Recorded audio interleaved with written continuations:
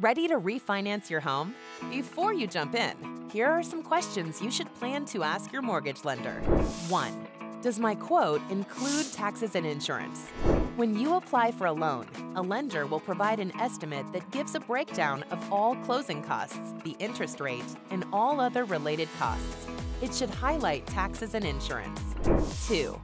How much money do I need to bring to closing? Closing costs can include a variety of fees: bank, appraisal, and attorney fees for the services and expenses needed to finalize a mortgage. On average, homeowners can anticipate paying 2% to 3% of the loan amount to refinance a mortgage. 3. What are my out-of-pocket costs? Discuss with your loan officer any additional fees you may be responsible for that are not included in your closing fee estimate. These may be included as separate costs, such as insurance and a property survey. 4. Do I have room to cash out any equity? Most lenders prefer to see some equity if you are to qualify for a loan. Usually, the more equity there is in a home, the easier it is to refinance. 5.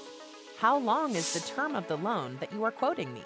When you refinance, you will have a new term and amortization schedule.